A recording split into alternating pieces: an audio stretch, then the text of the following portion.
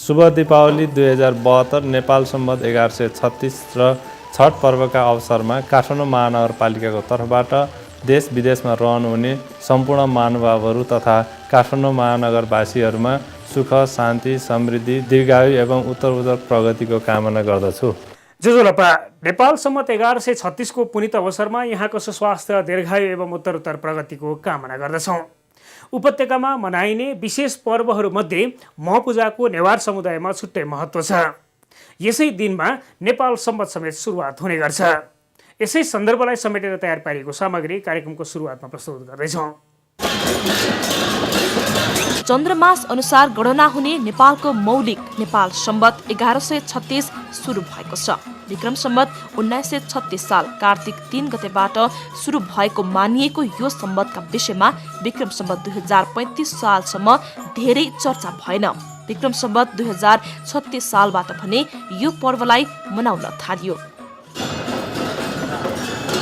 विक्रम सम्बत 2064 सालमा राष्ट्रिय सम्बतका रूपमा मान्यता पाएको नेपाल सम्बत सुरु हुनुको पछाडि शङ्खधर साखवाले काठमाडौँमा आएको प्रकोपपछि ऋणमा डुबेका किसानहरूलाई ऋण मोचन गरेको प्रसङ्ग उल्लेख पाइन्छ।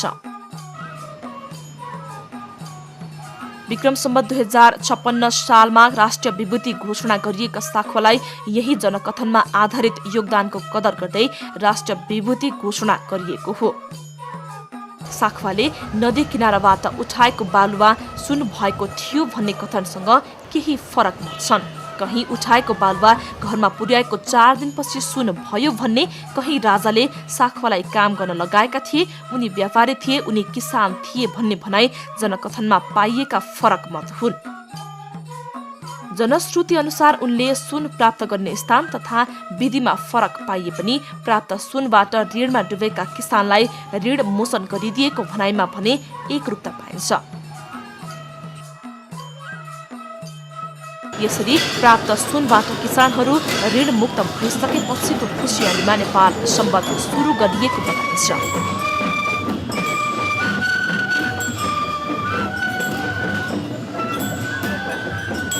पहिले त फलामे फुल राख्थ्यो लक्ष्मी पूजाको दिन होइन, अनि जहिले पनि बगाएर लान्छ, जहिले पनि बगाएर लान्छ, अनि राख्न सक्दैन भनेर यो राखेको थियो। फलामे फुल, शङ्खधर साखा, शङ्खधर फुल भनेर राख्यो। अब ऋण लिइरहेछ नि, यसले दिएर चाहिँ यसले उधार गरेको न, त्यसैको आधारमा यसले पनि नेपाल सम्बत पनि चलाएको। यही त नयाँ भनेको शङ्खधर साखा भनेको नेवारी भाषाबाट शङ्खधर साखा भनेको नेवारी स्कुलले उसको नाउँबाट शालिग राख्छु भनेर राखेको। सबै जनताको ऋण यो चाहिँ मोचन गरिदिएको यो उपलक्ष्यमा त एउटा नयाँ सम्बत चाहिँ सुरु गर्नु ठिक हुन्छ भन्ने चाहिँ राजा राघव देवलाई लागेर उनले चाहिँ यो नेपाल सम्बत नयाँ सम्बत सुरु गरेका थिए। जनकथनमा उल्लेख गरिएको स्थान यही हो, अर्थात् नदीका किनारामा बालुवा उठाएको स्थान काठमाडौँ महानगरपालिका वडा नम्बर 15 स्थित लखतीर्थमा पर्छ। यस स्थानमा एउटा मूर्ति पनि छ। यो मूर्तिको अनुहार बिग्रिएपछि पुनर्निर्माण गरिएको मानिएको छ। त्यसकारण यो मूर्ति साखवाको हो कि होइन भन्न गाह्रो छ।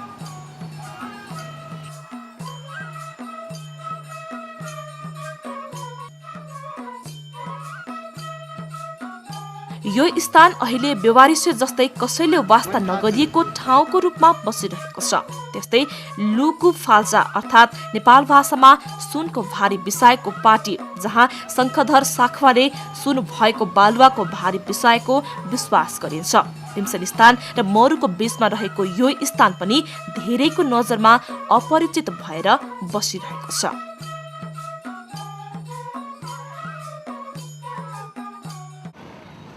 लखतीर्थमा बालुवा उठाएको प्रसङ्गसँगै शोभा भगवती छेउबाट बगेर आउने नदी र विष्णुमती नदी दुभानमा साखवाले बालुवा उठाएका थिए भन्ने भनाइ पनि पाइन्छ।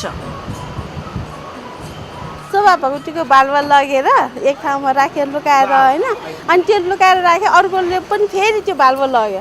यो ज्योतिषले भनेको कुरा त मिल्दैन खोइ सुनै भएन भनेर त्यो अर्कोले लगिसके त्यो ज्योतिषलाई छुतो मान्ने हो भनेर त्यस्तो भनेको मात्रै सुनेको। स्वाहा भगवतीको बालुवा लगेर एउटा महाजनले चाहिने सुन मोचन गरेको त्यही बालुवाले चाहिँ उसले चाहिँ शङ्ख धारण गरेको भन्ने थाहा पाइयो। लखतीर्थबाट उठाएको बालुवा बसन्तपुर नजिक आएर भारी बिसाएको बताइन्छ भने शोभा भगवती प्रसङ्गमा भक्तपुरका तान्त्रिक राजाले देखेको सपनाका आधारमा किसान शङ्खधर साखवालाई त्यस स्थानमा बालुवा लिन पठाएको उल्लेख पाइन्छ। यी दुई प्रसङ्गलाई हेर्ने हो भने साखवा को थिए र उनले कहाँबाट बालुवा उठाए भन्ने विषयको आधिकारिकताका विषयमा संस्कृतिकर्मी वा सरकारवाला बीच मतान्तर हुने वातावरणको अन्त्य अहिलेको आवश्यकता देखिएको छ।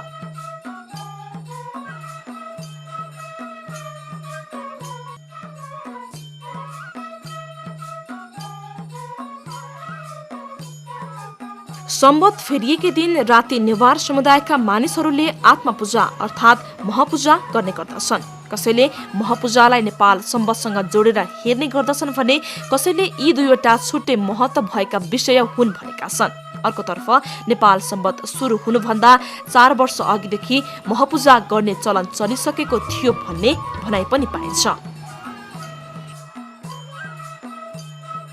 मानव सभ्यता र विकासका क्रममा जमिनको तल्लो तहमा पाइने कालो माटो झिकेर खेती गर्ने परम्परामा व्यक्तिहरूको मृत्यु हुन पनि सक्थ्यो। जो बाँचेका छन् तिनीलाई पूजा गर्ने चलन महपूजाका रूपमा विकास भएको हो भन्ने जनकथन पनि महपूजासँग सम्बन्धित कथन हो।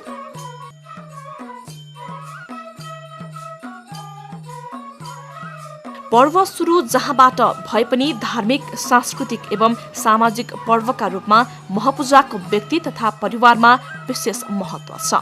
घरको मूल व्यक्तिदेखि कनिष्ठतर्फ मर्यादा क्रम अनुसार एकै ठाउँमा बसेर आफूले आफूलाई चिन्ने, शरीर निर्माणमा पञ्चतत्त्वको अर्थ बुझाउने र त्यसलाई रक्षा गरी शरीरको रक्षा स्वास्थ्य रहन सिकाउने उत्सवका रूपमा महपूजालाई लिइन्छ। प्रत्येक व्यक्तिका लागि छुट्टै मण्डला निर्माण गरी विशेष प्रकारको धागो, फलफूल, माला, धूप, मिष्टान्नमा ताप, जल, वायु जस्ता पञ्चतत्त्व प्राप्त हुने खाद्यान्न पूजामा प्रयोग गरिन्छ भने हाँस वा कुखुराको अण्डा सहित पूजाको अन्त्यमा सगुन ग्रहण गर्ने चलन रहेको छ।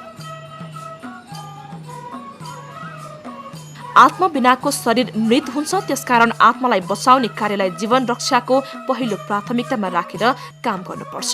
आत्मालाई चिन्न सके संसार चिन्न सकिन्छ भन्ने सन्देश महपूजा मनाउनुको सारका रूपमा हेर्न सकिन्छ। संस्कारको निरन्तरताका लागि यसको वैज्ञानिक पक्ष र संस्कार सुरुवातको सात्विक पक्षमा पर्याप्त छलफल हुन नसक्दा पर्वलाई किन निरन्तरता दिने भन्ने विषयले समय समयमा चर्चा पाउने गरेको छ। यसबेला पर्वका सामाजिक तथा उपयोगवादका पक्षमा पर्याप्त छलफल गर्दै पर्वको उल्लास मनाउन आवश्यक देखिएको छ।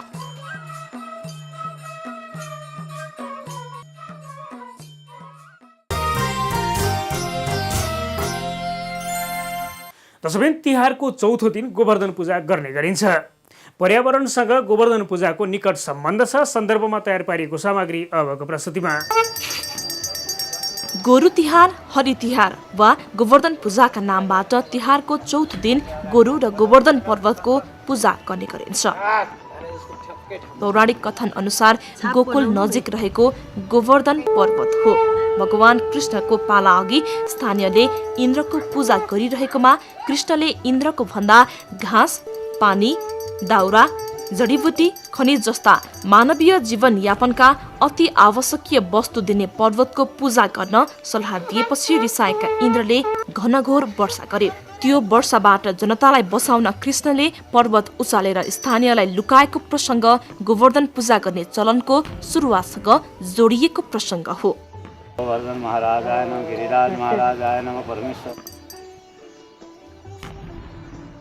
यो कथामा उल्लेख भएको प्रसङ्गको विश्वसनीयता एकातर्फको पक्ष हुन सक्छ, तर प्रकृति र मानवबीच निकट सम्बन्ध छ। मानवीय जीवनको सरलताका लागि प्रकृति र प्राकृतिक वस्तुको सम्मान गर्नुपर्छ, यिनीहरूलाई बचाइराख्नुपर्छ भन्ने सन्देश दिन पर्वतको पूजा गर्ने चलन र यसको तथ्य भने मननीय देखिन्छ। मानव प्रकृतिसँग आश्रित प्राणी हो र जुनसुकै प्राणी पनि प्रकृति भिन्न हुन सक्दैन। त्यसले गर्दाखेरि प्रकृतिसँग कसरी सम्बन्ध राख्न सकिन्छ, प्रकृतिबाट कसरी हामी लाभान्वित भएका छौँ भन्ने कुरा देखाउनको लागि नै पर्वतको पूजा गरेको। नेपाल कृषि प्रधान देश हो। भूमण्डलीकरण तथा विकासका नवीनतम अभ्यासका बावजुद पनि नेपालका अधिकांश भागमा गोरु जोतेर कृषि कार्य गर्ने चलन यथावत छ। मानिसलाई बाँच्नका लागि नभई नहुने अन्न उब्जाउन मूल काम बाँझो फुटाउने वा जोत्ने भएकोले यस कार्यमा सहयोग गरे बापत सम्मान स्वरूप गोरुलाई पूजा गर्ने र यसको गुण सम्झने दिनका रूपमा यस दिनलाई लिने गरिएको छ। काठमाडौँ उपत्यकामा गोरुलाई पूजा गरिन्छ, तर उपत्यकाको खेतमा गोरुले जोत्न हुँदैन भन्ने जनकथनमा आधारित विश्वासका कारण कृषि कार्यका लागि गोरुको प्रयोग गरिँदैन। त्यसैले सहरभित्र तथा वरिपरिका गाउँमा जन्मिएका बाछा सडकमा छाडा चौपायाका रूपमा सहरी व्यवस्थापनमा समस्या बनाउने वस्तुका रूपमा रहेको भेटिन्छन्। लक्ष्मी पूजाका दिन गाईलाई र गोवर्धन पूजाका दिन गोरुलाई पूजा गरिए पनि अन्य दिनमा भने सडकमा भेटिने गाई गोरु पानीसम्म पनि खान नपाई छटपटाइरहेका भेटिन्छन्। हरियो घाँस खान पाउनुको सट्टा मानिसले सडकमा फ्यालेको फोहोर खाएर जीवनयापन गरिरहेका भेटिन्छन्। यी दुई फरक अवस्थाले मानिसहरू पूजा देखावटीका लागि गर्छन्, व्यवहारमा पूजाको सार अपनाउँदैनन् भन्न सकिन्छ। पर्वका बेला पूजा गरिने चौपाएको अधिकारका विषयमा अन्य दिनमा कार्यक्रमिक रूपमा कुरा गरिन्छ, तर व्यवहारमा ती गुणहरू पाउन कठिन छ। यसबेला काठमाडौँ महानगरपालिका क्षेत्रभित्र रहेका 200 बढी र महानगरसँग जोडिएका अन्य नगरपालिका क्षेत्रमा रहेका गाई बाछा बहर तथा संख्या थाहा हुन नसकेका गाई गोठबाट उत्पादन भएका बहर तथा बाछाको व्यवस्थापनलाई गोरु पूजाका दिनमा स्मरण गर्न आवश्यक छ। मानव जीवनका थुप्रै काममा सहयोग गर्ने क्षमता भएका यी बहरहरूलाई समस्या बनाएर व्यक्तिको सोचमा नराम्रो वस्तु भनेर परिचित हुनबाट बचाउन सक्ने कार्यको थालनीले गोरु पूजाको सार्थकता काठमाडौँ सहरको सन्दर्भमा जरुरी देखिएको छ।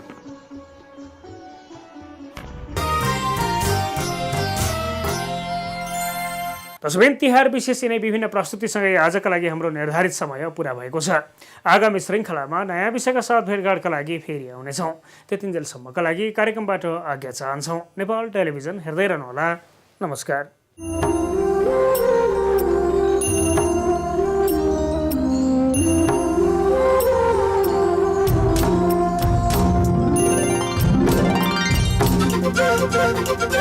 We'll be right back.